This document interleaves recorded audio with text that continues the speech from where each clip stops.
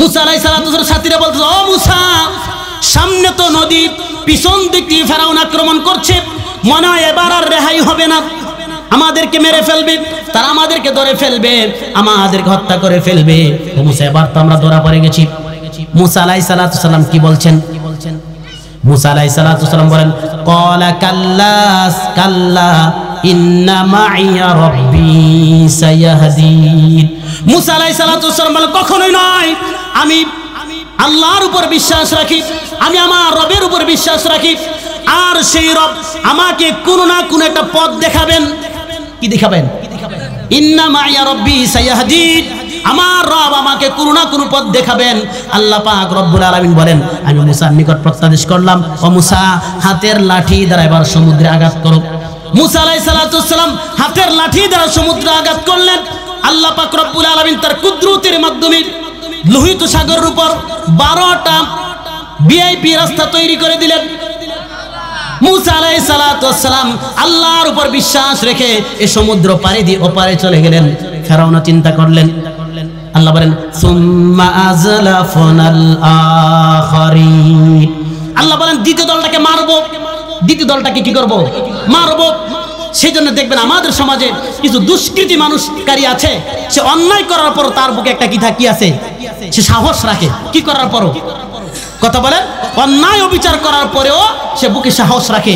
এই সাহসটা মূলত সাহস নয়, এটা হলো তার মরণ, এটা হলো তার কি। তো ফেরাউন কিন্তু চিন্তা যদি করতে পারতো যে আমার সামনে যখন এই নদী, মুসা তো আল্লাহর পয়গাম্বর, সে তো পার হয়ে গেছে, আমার তো মরণ হইতেও পারে, এই চিন্তা করলে কিন্তু সে ফিরে আসতে পারতো। আল্লাহ বলেন, না, সুম্মা আযলাফনাল আখারিন, আমি ফেরাউনের অন্তরে একটু সাহস দিয়ে দিয়েছি, সে নেমে গেছে। কি করেছে? সেও নামছে। আল্লাহ বলেন, আমি মূসাকে মুক্তি দিলাম, এই সমুদ্র পার করে দিলাম, কিন্তু ওয়াগরাকনাল আখারিন, দ্বিতীয় দলটাকে সমুদ্রে নিমজ্জিত করে আমি আল্লাহ মেরে ফেলেছি। ইন্না ফি যালিকা লাআয়া, ও দুনিয়ার মানুষ, এর মধ্যে কি আমি আল্লাহর বহু নিদর্শন আছে। এর মধ্যে নিদর্শন হলো এই, তুমি যখন ঈমান আনবে, তোমার ঈমান তোমার মধ্যে যখন ব্যক্তিত্ব তৈরি করবে, তখন যতই বিপদ আসুক না কেন, ঈমানদার কখনোই তাগুতের সামনে মাথা নত করতে পারে। কারণ হলো ঈমান পার্সোনালিটি শিখায়। এখন আমি যদি আল্লাহর উপর ঈমান আনার উপরেও যদি কোনো মানুষের অকল্যাণকে ভয় করি, কোনো মানুষের ক্ষতিকে ভয় করি, তাহলে আমার ঈমান আর জাহিলিয়ত জগতের মানুষের ঈমানের মধ্যে পার্থক্য কোথায়? পার্থক্য কোথায়? তাহলে আমার আলোচনা যেটা, সেটা হলো ঈমান মানুষের মধ্যে ব্যক্তিত্ব তৈরি করে মানুষকে শ্রেষ্ঠ বানায়। কি বানায়? কি বানায়? কথা বলেন। ঈমানদার নির্ভীক হয়। ঈমানদার কখনো কাপুরুষ হয় কেন? ঈমানদার কেমন করে নির্ভীক হয়? কারণ হলো ঈমানদার জানে, ঈমান যখন এনেছি, ঈমানদার জানে, ঈমান আনার পর সে জানতে পেরেছে, কোরআন তাকে জানিয়ে দিয়েছে, কুল ইন্নাল মাউতাল্লাযী তাফিরুনা মিনহু, মরণ থেকে তুমি যতই পালাও, মরণ তোমাকে ধরবেই। মরণ থেকে তুমি যতই পালাও, মরণ তোমাকে কি করবেই? ধরবেই। মরণ থেকে পৃথিবীর কেউ বাঁচতে পেরেছে? তাহলে আমার আর ভয়টা কোথায়? কারণ ঈমান আনার পর জানতে পেরেছি মরণ, আমাকে যখন আল্লাহ পাক সৃষ্টি করছেন, আমাকে মরতে হবে। কবিও বলেন, মরণ থেকে পালাও তুমি, মরণ তোমায় লইবে গিরি, যদিও সুদূর আকাশ পানে লুকাও সেথায় লাগিয়ে সিঁড়ি। যদিও সেথায় সুদূর আকাশ পানে লুকাও সেথায় লাগিয়ে সিঁড়ি। এ মহারোগের চিকিৎসক নাই, নাই সে ঔষধ জগতে, খুঁজিয়া কাতর হইলে কি হবে, পারবে না তাকে ফিরাতে।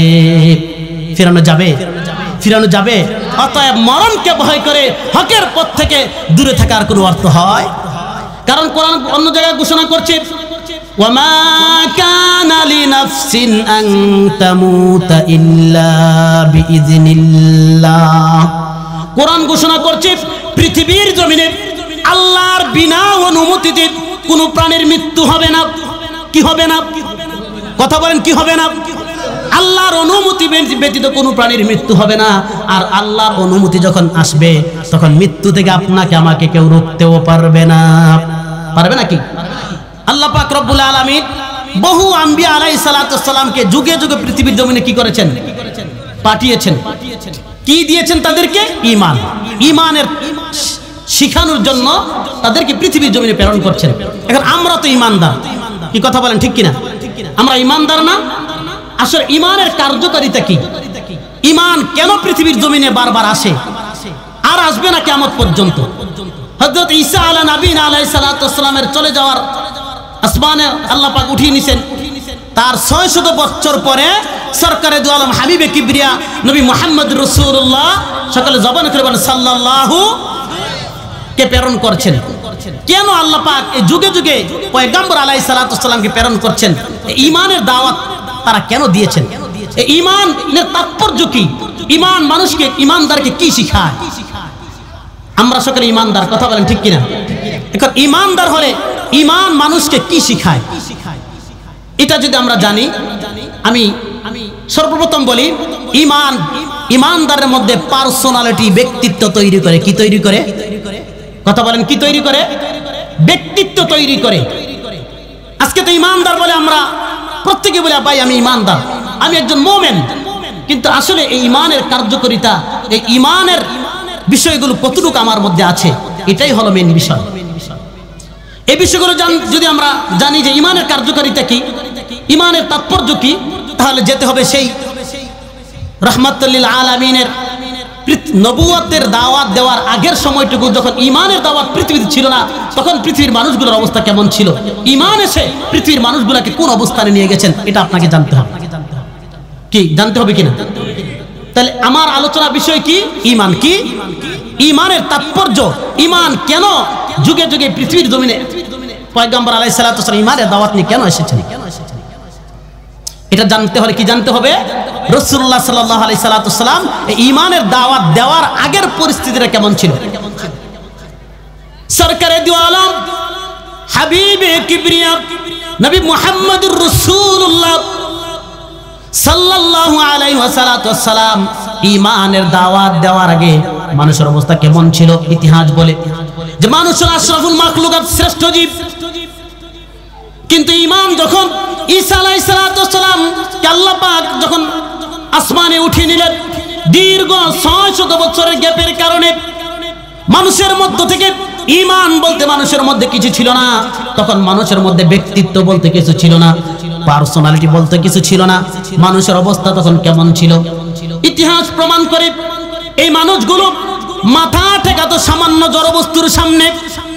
এই মানুষগুলো মাথা টেকাতো এমন বস্তুর সামনে যার নেই কোনো উপকার কিংবা উপকার করার কোনো ক্ষমতা, যার নেই দেওয়া ও নেওয়া, দেওয়া ও ছিনিয়ে নেওয়ার মতো কোনো ক্ষমতা যার নাই, এমন এমন জড় পদার্থ বস্তুর সামনে তারা কি ঠেকাতো? মাথা ঠেকাতো। কথা বলেন ঠিক কিনা?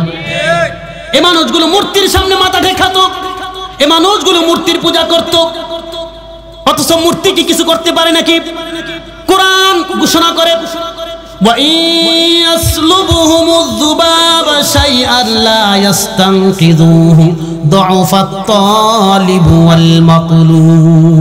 কোরআন জানিয়ে দিয়েছে, ও দুনিয়ার মানুষ, তোমরা যে নিজ হাতে গড়া মূর্তির পূজা করছো, এগুলার সামনে তোমরা যে প্রসাদগুলো রেখে দাও, এই প্রসাদগুলো দেখে যখন মাছিগুলো খাবারগুলা খেয়ে নেয়, এই মূর্তিগুলা কিন্তু মাছিগুলাকে তাড়ানোর ক্ষমতা রাখে না।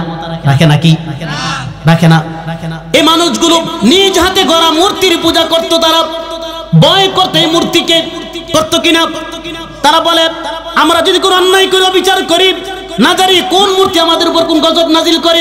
অথচ আল্লাহ বলছেন এই মূর্তিগুলো তো নিজের আত্মরক্ষার জন্য একটা মাছিও তাড়াতে পারে না। তাহলে এই মানুষগুলো নিজ হাতে গড়া মূর্তির পূজা করতো, তারা ভয় করতো এই মূর্তিকে, মঙ্গল কামনা করতো এই মূর্তির নিকট, করতো কিনা? জাহিলিয়াতের এই মানুষগুলো শুধু মূর্তি নয়, শুধু মূর্তি নয়, শুধু মূর্তি নয়, গাছপালা, নদী নালা, খাল বিল, আত্মা প্রেতাত্মা, এমনকি ছোট ছোট নুড়ি পাথরের পূজাও তারা করতো কিনা? জাহিলিয়াতের মানুষগুলো যখন রাস্তা দিয়ে হেঁটে যেত, কোথায় যদি ছোট্ট থেকে ছোট্ট একটা নুড়ি পাথর, ছোট্ট থেকে ছোট্ট একটা চমৎকার সুন্দর পাথর তাদের দৃষ্টিগোচর হতো, তারা এই পাথরটাকে সযত্নে নিজের মধ্যে নিয়ে নিতেন। তারা মনে করতেন এই পাথরটাই বুঝি তার কোনো না কোনো কল্যাণের কাজে আসবে। আসলে এই পাথরের কোনো ক্ষমতা আছে? সব সময়ের জন্য এই মানুষগুলো ডিপ্রেশনের মধ্যে থাকতো, কারণ তাদের প্রভুত গাছপালাকে মনে করে, কীট পতঙ্গকে মনে করে, সুন্দর একটা কোথাও যদি একটা কি দেখছে, একটা পোকা দেখছে, তারা মনে করতে এই পোকাটাই বুঝি তাদের কোনো কল্যাণের দেবতা। এই পোকাটাকে তারা ভয় করত। এই এমন ভাবে তাদের এই জীবনটা বিষণ্ণ হয়ে উঠছিল। কারণ হলো যেদিকে তাকায় সেদিকেই তারা তাদের প্রভু দেখে, যেদিকে তাকায় সেদিকে গাছপালাগুলোকে নিজেদের প্রভু মনে হয়। এই জন্য সব সময়ের জন্য তারা ডিপ্রেশনে থাকতো, পেরেশানিতে থাকতো। না জানি কোন কাজে কোন প্রভু তাদের প্রতি কি হয়ে যায়, নারাজ হয়ে যায়। না জানি কোন প্রভু তাদের ধন সম্পদের বিনষ্ট করে ফেলে, না জানি কোন কীট পতঙ্গ তাদের সন্তানগুলোকে মেরে ফেলে, না জানি কোন প্রভু তাদের অকল্যাণ বয়ে আনে।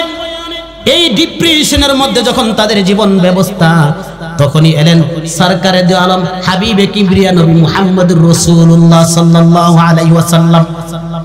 দান করলেন তাদেরকে স্বচ্ছ সুন্দর এক পবিত্র সাহস, হিম্মতে ভরপুর জীবন শক্তি সঞ্চারকারী এক আকীদা।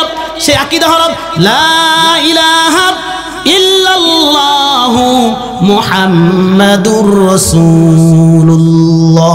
এই আকীদা ঘোষণা করল যে পৃথিবীর জমিনে এই জড় পদার্থর তোমার কল্যাণ ও কল্যাণ করার ক্ষমতা রাখে না। রাখে নাকি? তোমরা যে ডিপ্রেশনের মধ্যে থাকো, এটা তোমাদের একটা নিম্নমানের চিন্তা, কারণ পৃথিবীর জমিনে এগুলো তোমাদের কোনো কিছু করতে পারে না।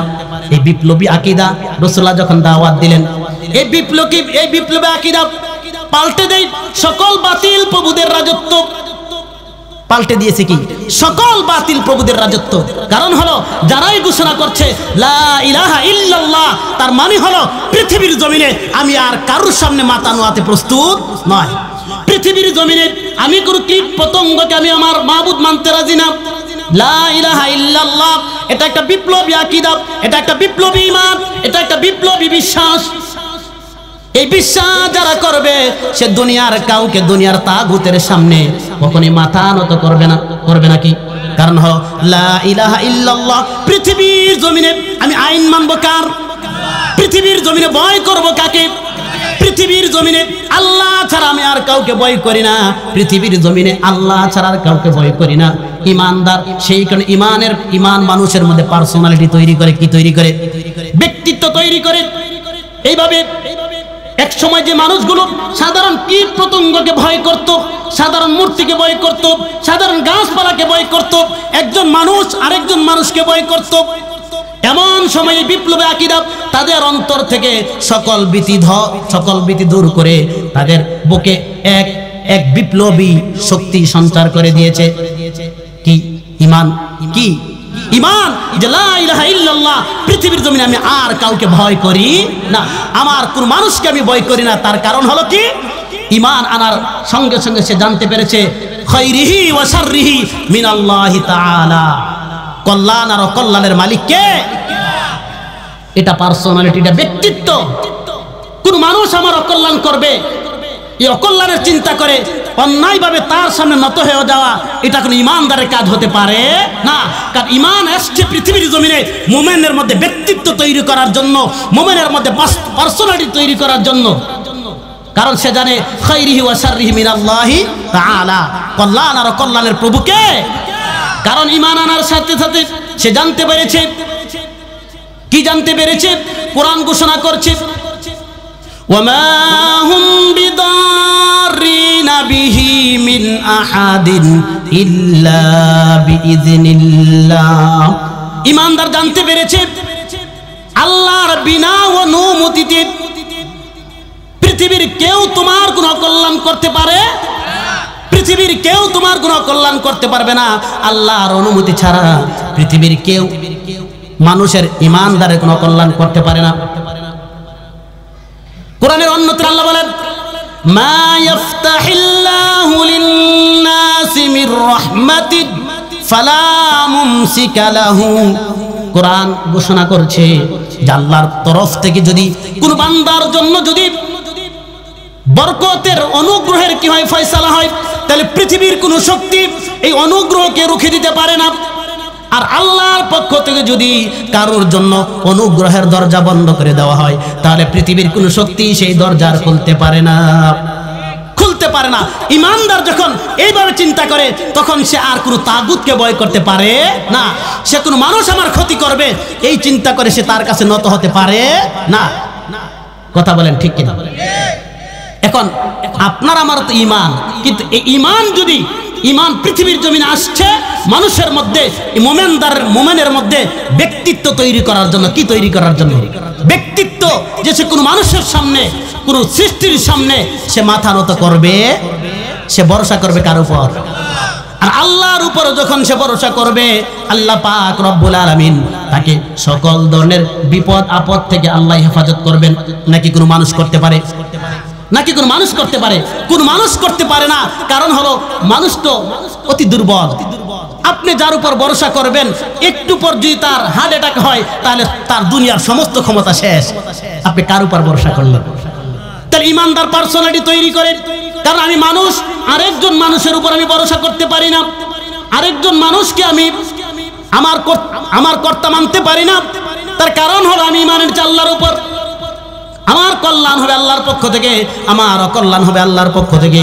অতএব এই কল্যাণ আর অকল্যাণের চিন্তা করে কোন মানুষের কাছে ইমানদার কি হতে পারে না, নত হতে পারে না, অন্যায়ভাবে হতে পারে নাকি? আর আল্লাহর উপর যখন মানুষ ভরসা করবে, তখন আল্লাহ পাক রব্বুল আলামিন তাকে পরিত্রাণ করবেন কিনা? অতীতে যত নবী আলাইহিস সালাতু ওয়াস সালাম এই ঈমানের দাওয়াত দিয়েছিলেন, আল্লাহ পাক রব্বুল আলামিন তাদেরকে ঈমানের মাধ্যমে পরিপূর্ণ করেছিলেন। আর তারা সেই ঈমানের মাধ্যমে পৃথিবীর অপশক্তির কাছে তারা মাথা নত করছে নাকি? আল্লাহর পয়গম্বর হযরত মূসা আলাইহিস সালাতু ওয়াস সালামের জামানায় ক্ষমতাধর একজন জালেম ছিলেন। জালেমের নাম কি? ফেরাউন। কি? ফেরাউন যখন হযরত মূসা আলাইহিস সালাতু ওয়াস সালামকে, বনি ইসরাইলকে যখন কঠিন হস্তে দমন করতেছিলেন, হযরত মূসা আলাইহিস সালাতু ওয়াস সালাম তাদেরকে নিয়ে রওনা করলেন। আল্লাহ পাক হুকুম করলেন, মূসা তোমার এখানে থাকার দরকার নাই, তুমি বনি ইসরাইলকে নিয়ে কি করে যাও, এই মিশর ছেড়ে চলে যাও। ছেড়ে চলে গেলেন বনি ইসরাইলকে নিয়ে। তারা যেতে যেতে যখন ফেরাউন জানতে পারলেন যে মূসা আলাইহিস সালাতু ওয়াস সালাম বনি ইসরাইলকে নিয়ে চলে যাচ্ছেন, এমন সময় ফেরাউন তাদেরকে ধরার জন্য কি করছে? পিছন দিক থেকে দাওয়া করছে। দাওয়া করতে করতে বনি ইসরাইলের দাওয়া, হযরত মূসা আলাইহিস সালাতু ওয়াস সালাম যখন বনি ইসরাইলকে নিয়ে রওনা করলেন, পিছন দিক থেকে ফেরাউন দাওয়া করছে। যেতে যেতে লোহিত সাগরের পাড়ে গিয়ে দাঁড়িয়ে গেলেন। এমন সময় বনি ইসরাইল দেখলেন যে পিছন দিক থেকে ফেরাউন চলে আসছে তার সৈন্য সামন্ত নিয়ে। এমন সময় বনি ইসরাইলের সাধারণ মানুষগুলোর মধ্যে একটা প্রতিক্রিয়া তৈরি হলো। কোরআন বলে, ফালাম্মা তারা আল জামআন ক্বালা আসহাবু মূসা ইন্না লামুদরাকুন। আল্লাহু আকবার। মূসা আলাইহিস সালামের সাথীরা বলতেছে, ও মূসা, সামনে তো নদী, পিছন দিক দিয়ে ফেরাউন আক্রমণ করছে, মনে হয় এবার আর রেহাই হবে না, আমাদেরকে মেরে ফেলবে, তারা আমাদেরকে ধরে ফেলবে, আমাদেরকে হত্যা করে ফেলবে। ও মূসা, এবার তো আমরা ধরা পড়ে গেছি।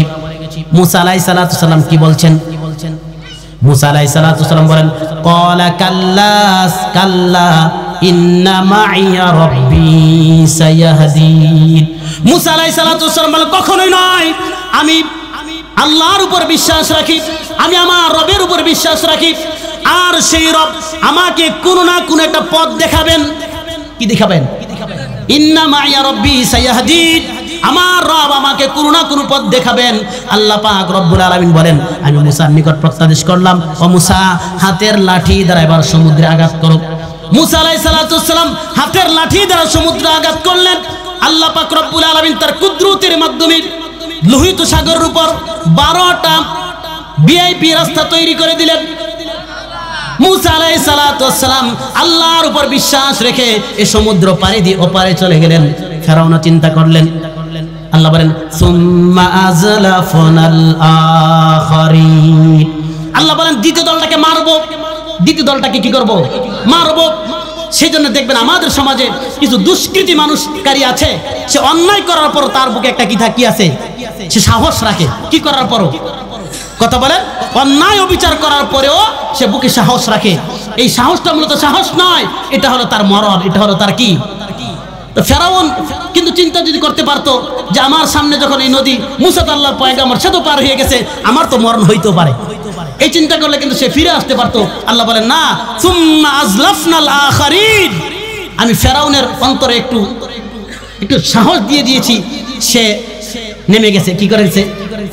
সেও নামছে।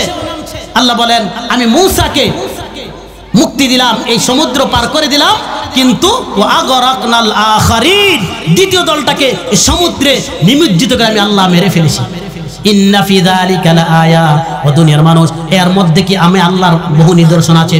এর মধ্যে নিদর্শন হলো এই, তুমি যখন ঈমান আনবে, তোমার ঈমান তোমার মধ্যে যখন ব্যক্তিত্ব তৈরি করবে, তখন যতই বিপদ আসুক না কেন, ঈমানদার কখনোই তাগুতের সামনে মাথা নত করতে পারে না।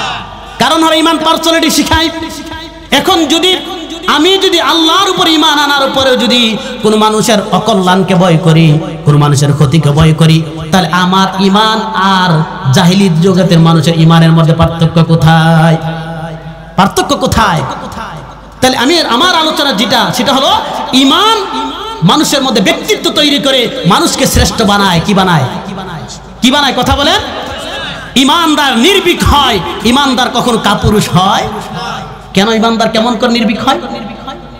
কারণ হলো ঈমানদার জানে, ঈমান যখন এনেছি ঈমানদার জানে, ঈমান আনার পর সে জানতে পেরেছে, কোরআন তাকে জানিয়ে দিয়েছে, কুল ইন্নাল মাউতাল্লাযী তাফিরুনা মিনহু, মরণ থেকে তুমি যতই পালাও মরণ তোমাকে ধরবেই। মরণ থেকে তুমি যতই পালাও মরণ তোমাকে কি করবেই? ধরবেই। মরণ থেকে পৃথিবীর কেউ বাঁচতে পেরেছে? তাহলে আমার আর ভয়টা কোথায়? কারণ ঈমান আনার পর জানতে পেরেছি মরণ, আমাকে যখন আল্লাহ পাক সৃষ্টি করতেন আমাকে মরতে হবে। কবিও বলেন, মরণ থেকে পালাও তুমি, মরণ তোমায় লইবে গিরি, যদিও সুদূর আকাশ পানে লুকাও সেথায় লাগিয়ে সিঁড়ি। যদিও সেথায় সুদূর আকাশ পানে লুকাও সেথায় লাগিয়ে সিঁড়ি।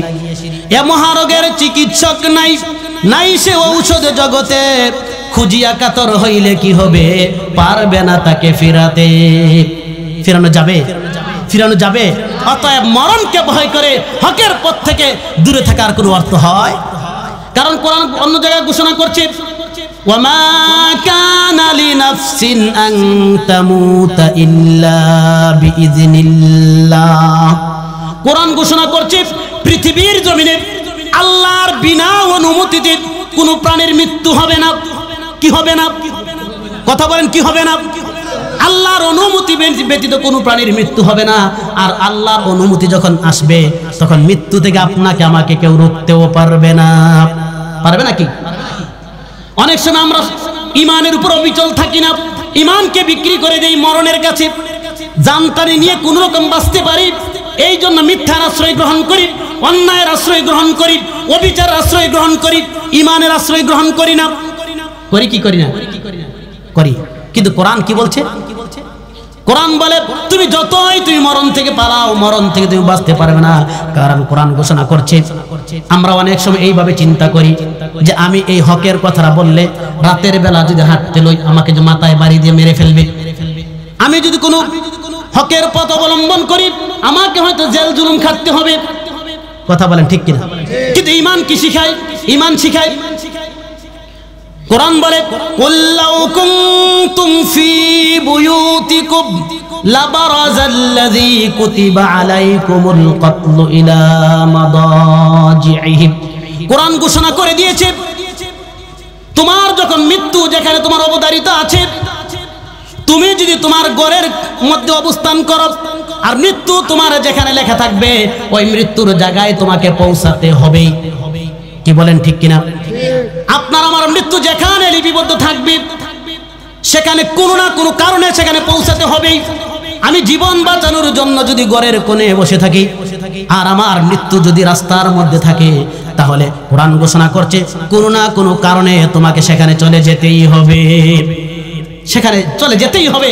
সেই কারণে দেখবেন 2023 সালের জুন বা জুলাইয়ের মধ্যে একটা সাবমেরিনে করে কিছু ধনাঢ্যবান ব্যক্তি, পাকিস্তান সহ কয়েকজন ধনাঢ্যবান ব্যক্তি $2 লাখ খরচ করে তারা 100 অধিক বছর আগে টাইটানিক ধ্বংস হয়েছে আটলান্টিক মহাসাগরে, তারা $2 লক্ষ খরচ করে তারা এই টাইটানিকের দেখতে গেছেন, তার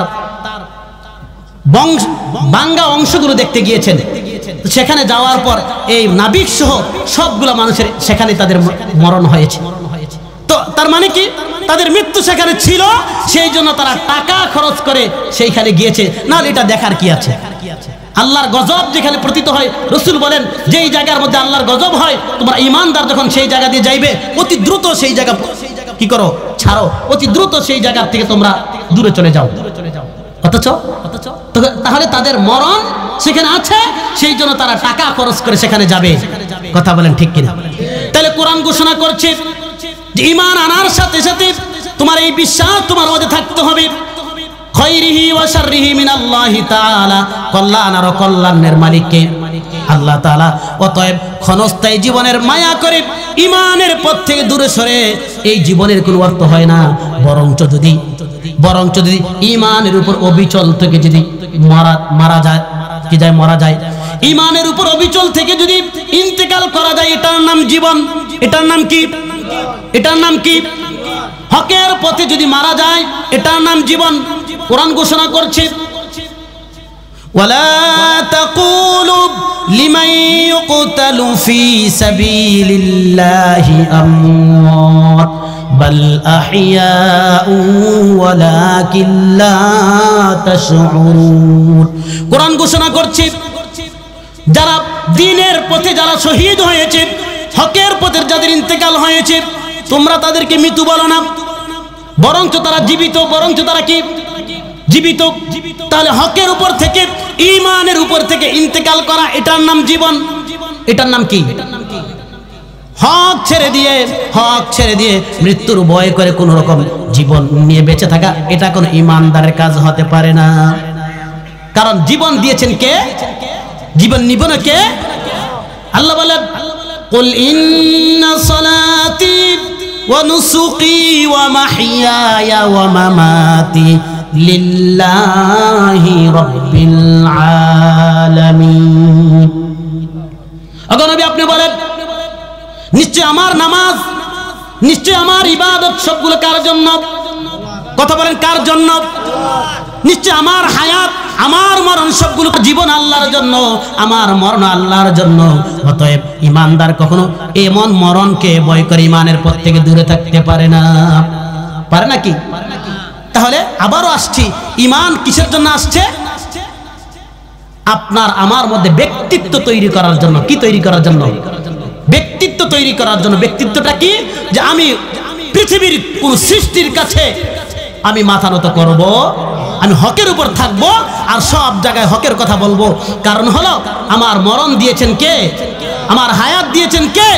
হায়াত যখন আমার শেষ হয়ে যাবে, তখন এই পৃথিবীর মায়া ছেড়ে আমাকে চলে যেতেই হবে। যেতে হবে কিনা? তো ঈমান আসছে আপনার আমার মধ্যে ব্যক্তিত্ব তৈরি করার জন্য। এখন আপনার আমার অবস্থা কেমন হয়েছে?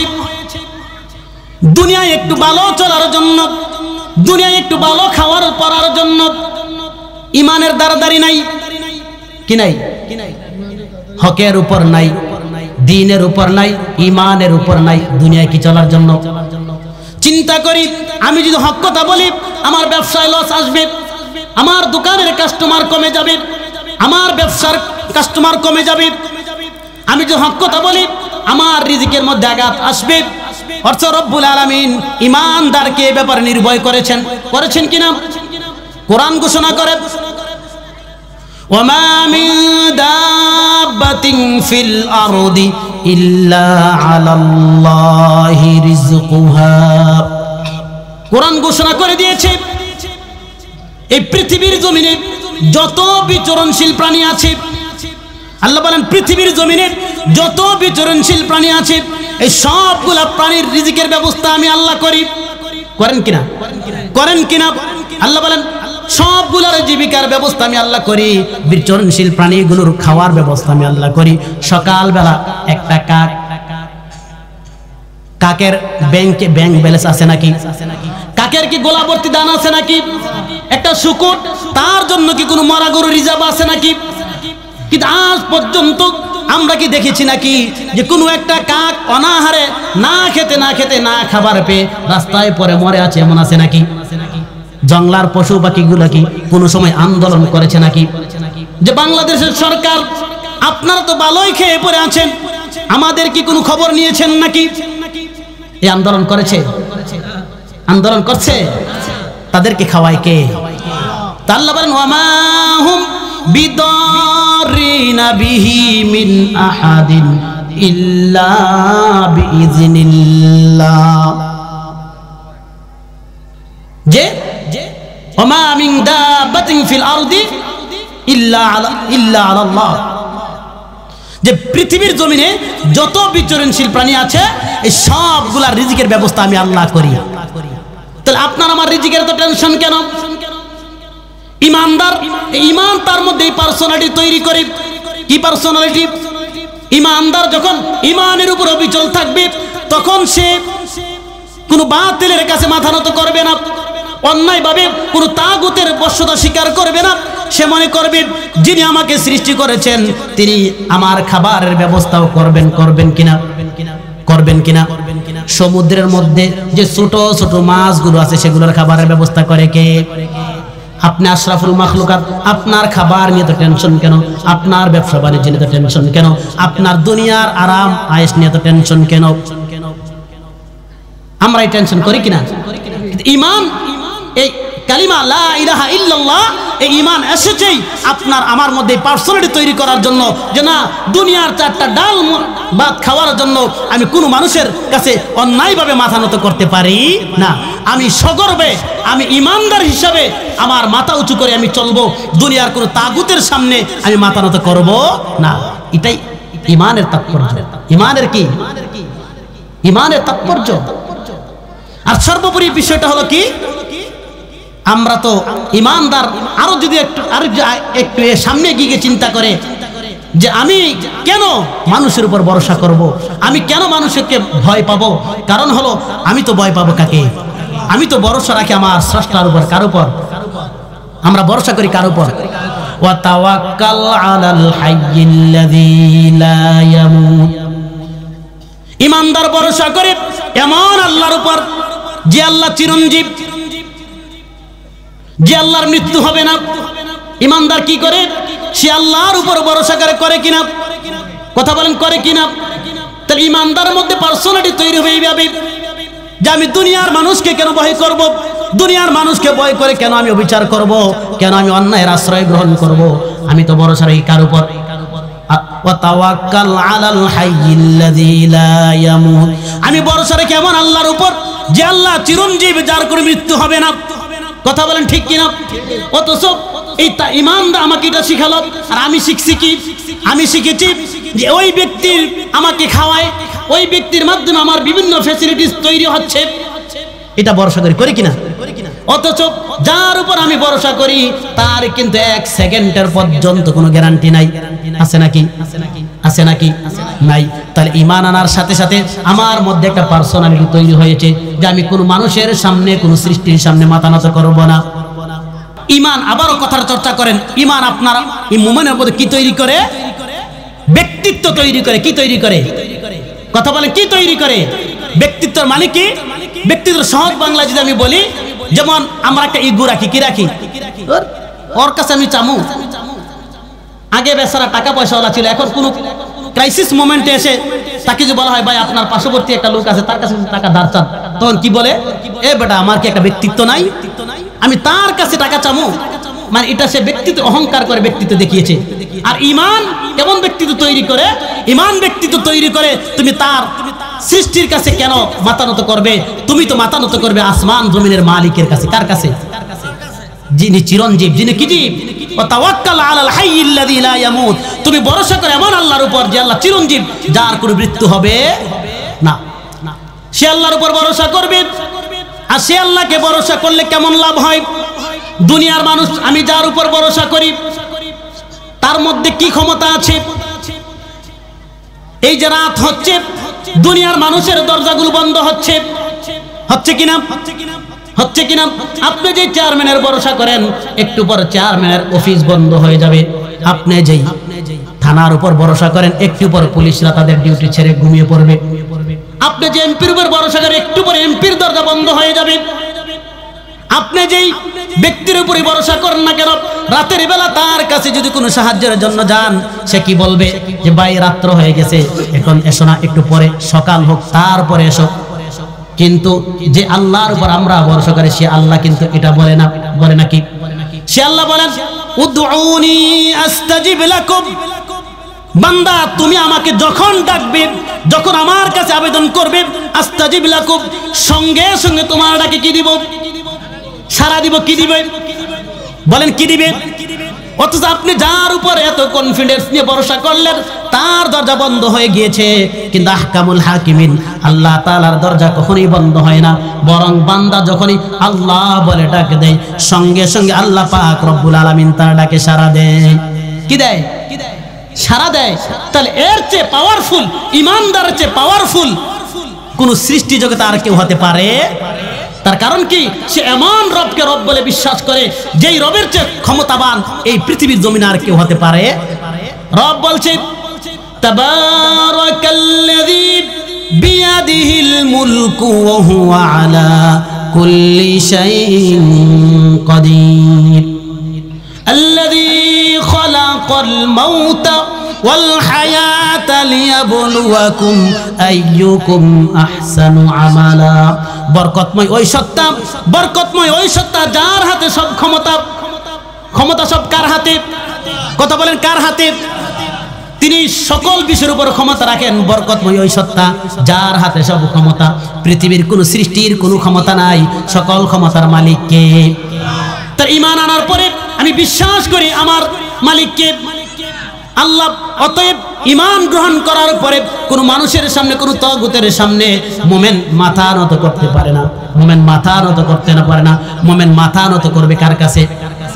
আল্লাহর কাছে।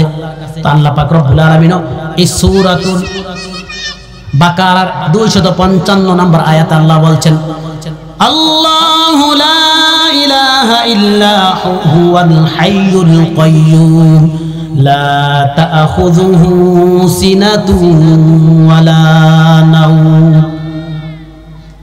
আল্লাহ হলেন তিনি, যিনি সারা পৃথিবীর জমির কোনো স্রষ্টা নাই, যিনি সারা কোনো ইলাহ নাই, যিনি সারা কোনো বিরামদাতা নাই, যিনি সারা কোনো কার্যক্ষমতা কারণ নাই। তিনি হলেন আল্লাহ। তিনি কে? আরেকটা গুণ হুয়াল হাই, তিনি চিরঞ্জীব।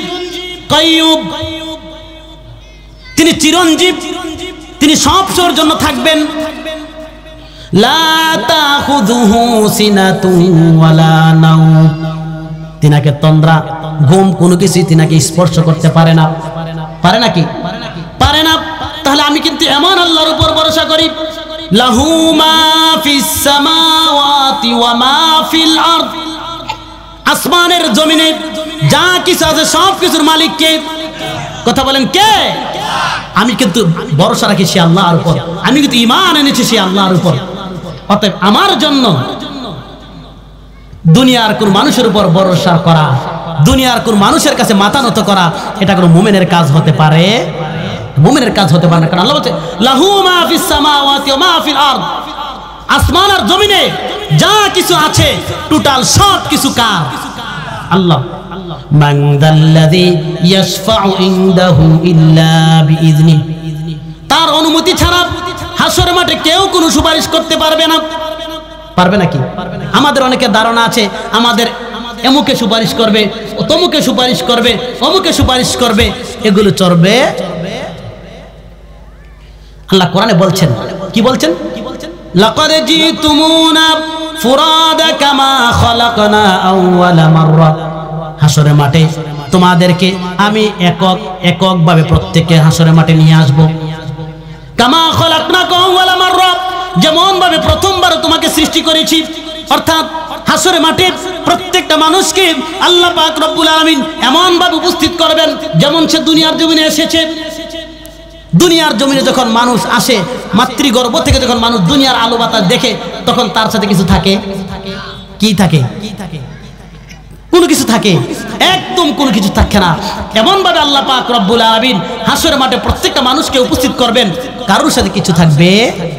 কিন্তু আল্লাহ পাক রব্বুল আলামিন যাকে অনুমতি দিবেন তিনিই শুধু কি করতে পারবেন, ওই দিনে সুপারিশ করতে পারবেন, ওই দিনে সুপারিশ করতে পারবেন। আমরা কিন্তু এই আল্লাহ পাক রব্বুল আলামিনের এই সুপারিশের অনুভূতি পেতে হলে কোরআনে কারীম অন্যত্র আল্লাহ বলছেন কাদেরকে আল্লাহ পাক সুপারিশ করতে দিবেন, মান রাদিয়া বিহি মান রাদিয়া লাহু কওলা, যার দুনিয়ার কথায় আল্লাহ পাক সন্তুষ্টি আছেন, যার দুনিয়ার চালচরণে আল্লাহ পাক সন্তুষ্টি আছেন, যার দুনিয়ার জীবন ব্যবস্থায় আল্লাহ পাক কি আছেন, সন্তুষ্টি আছেন, ওই মানুষগুলোকে আল্লাহ পাক রব্বুল আলামিন হাসরের মাঠে কি দিবেন, সুপারিশ করার অনুমতি দিবেন। কিন্তু আমরা অনেকে অনেক রকম চিন্তায় আছি, আমার ওই বাবা আমাকে সুপারিশ করবে, আমার এই পীর আমাকে নিয়ে যাবে, আমার বাবা হাসর মাঠে আমাকে টোকাইবে। আরে বাবা, হাসর মাঠে তো বাবারই অস্তিত্ব থাকবে, থাকবে নাকি? নবীরই তো বলবে নাফসি নাফসি নাফসি নাফসি নাফসি। শুধু মুহাম্মদুর রাসূলুল্লাহ সাল্লাল্লাহু আলাইহি সাল্লাম ছাড়া প্রত্যেকটা মানুষ নাফসি নাফসি বলতে থাকবে। শুধু একমাত্র সুপারিশ করবে কে? নবী মুহাম্মদুর রাসূলুল্লাহ সাল্লাল্লাহু আলাইহি সাল্লাম। কিন্তু এখানে একটা বিষয় আছে বাবার আমার, আমি যে বিষয়টুকু বলতে চাই, কাল কিয়ামতের দিন হাসরের মাঠে আল্লাহর রাসূল সাল্লাল্লাহু আলাইহি সাল্লাম এক শ্রেণীর মানুষের ব্যাপারে মোকদ্দমা করবেন। কি করবেন? মামলা করবেন। কি করবেন? কি করবেন? কাদের ব্যাপারে আল্লাহ রাসূল মামলা করবেন? কাদের ব্যাপারে? সূরা ফুরকানের মধ্যে আল্লাহ বলছেন, ক্বালার রাসূলু ইয়া রাব্বি ইন্না কওমি ইত্তাখাযু হাযাল কুরআনা মাহজুরা। কাল কিয়ামতের দিন কঠিন বিভীষিকাময় সময়ে সরকারে দু আলম হাবিবে কিবরিয়া নবী মুহাম্মদুর রাসূলুল্লাহ সাল্লাল্লাহু আলাইহি ওয়াসাল্লাম যেই জায়গায় বান্দার জন্য উম্মতের জন্য সুপারিশ করবেন, সেই জায়গায় আল্লাহর রাসূল কিছু মানুষের ব্যাপারে আল্লাহর আদালতে একটা মামলা করবেন। কি করবেন? আর আল্লাহর রাসূল যখন কারোর ব্যাপারে মামলা করবেন, তার কি সে আদালত থেকে বেঁচে যাওয়ার সুযোগ আছে? কাদের ব্যাপারে মামলা করবেন? মামলা করবেন তাদের ব্যাপারে যারা কোরআন পাওয়ার পরেও কোরআনটাকে নিজের জীবন বিধান হিসেবে গ্রহণ করে নাই, বরং কোরআনটাকে নাথিং মনে করেছে, বরং কোরআনটাকে মনে করেছে এটা কোন রকম, বাস হুজুররা বলল আমি শুনলাম। তা আল্লাহ রাসূল বলেন, আমি কাল কিয়ামতের দিন রাসূল বলবে, ওগো আল্লাহ, আমার কওম এই জাতি কোরআনটাকে ঠাট্টার বস্তু হিসেবে গ্রহণ করেছে, আজকের দিনে আপনি আপনার আদালতে মামলা করলাম, আপনি আজকের আদালতে তাদের ব্যাপারে বিচার করেন। তা আল্লাহর আদালতে মামলা হয়ে যাবে, তখন কিন্তু আর ছাড় পাওয়া যাবে না। তো শেষ কথাটুকু বলে হযরত চলে আসছেন, ঈমান মানুষের মধ্যে কি তৈরি করে? পার্সোনালিটি তৈরি করে, ব্যক্তিত্ব তৈরি করে। ঈমানদার কখনো তাগুতের সামনে মাথা নত করতে পারে না। আমরা ঈমানদার, আমাদের মধ্যে হকের পথে হকের জন্য এমন পার্সোনালিটি ব্যক্তিত্ব তৈরি করতে হবে। আল্লাহ পাক রব্বুল আলামিন আমাদেরকে এই কথাগুলোর উপর আমল করার তৌফিক দান করুন। সকলে আমিন। ওয়া আখির দাওয়ানা আনিল হামদুলিল্লাহি রাব্বিল আলামিন।